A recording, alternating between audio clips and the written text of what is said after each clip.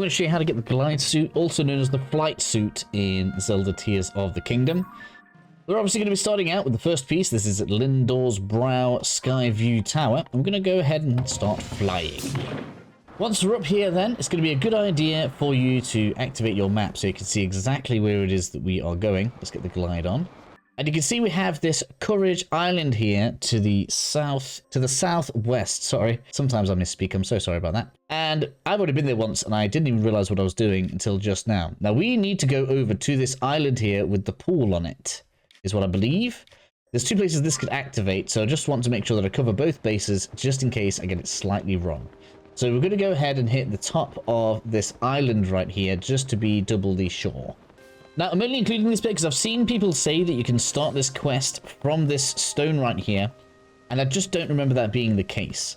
What instead should happen is we head on down to the island with the pool on it, which is just below us. But I just want to make sure that I've covered all the bases in case something isn't working for somebody. You never know kind of what struggles people are having. So I'm just going to go over this pool here, and you can see the pool almost directly below. That's where we want to land. So we're going to head down there. And once you're down here, you're going to see this construct just here. And it's going to ask you to do a practice run. This is why I was kind of confused. I've already done the practice run with this character, but it's basically going to be the same thing over again.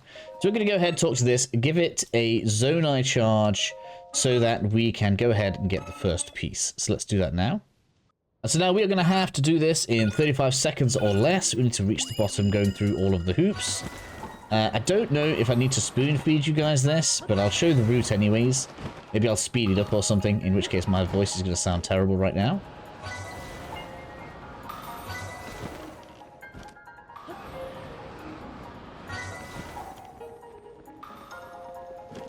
Looking pretty good. 35 seconds we've got to get down there. With that done, all we need to do now is talk to the construct and we'll get the first piece of the suit. There we are. That is the glide shirt. Now we can move on to the second piece. For part 2, we're going to be going to the Typhlo Ruins Sky View Tower. There's a bit of a puzzle here where you kind of have to like jump up on some platforms, but I'm not detailing that here today. So we're going to take a fly up there. And this time we're heading pretty much directly south. It's a little bit of a distance as you can see. So if you need to, bring along some Endura carrots, or make sure you have enough stamina to make the journey. I'm going to turn south, and we're going to fly over that way. I don't feel like you guys need to watch me do that, so I'll meet you there. And after a short ride, you can see we're over on the island. In exactly the same fashion as before, we are able to interact with the construct. And as with the last one, it's asking me to do a trial run first. All of the reports I've seen on this don't mention trial runs. Sometimes I feel like people are making stuff up. Either way, let's get the trial run done, and then we'll obviously do the real one. I'll just show you guys the real one. The trial one should be way easy anyway. The end of the trial run then unlocks the shrine. That's probably true of the last one as well. I just couldn't remember it, which is all good. And as with the last one, we get 35 seconds to do this. I wasted a few seconds just pressing the record button, which is kind of funny. Oh man, that cloud's really doing my sight in. Let's go. And it seems like because a lot of these are moving, you definitely need to be wearing the previous part of the suit. So I don't know if like they scale based on how many you've done, or if maybe we need to actually do them in this order. I haven't tried obviously doing them in a separate order. I'm just basically going left to right. That's the next one done. We can move on to part 3. For the third piece then, you're going to want to make your way to Luneru Tower. As you can see, this does spread quite a lot of the game.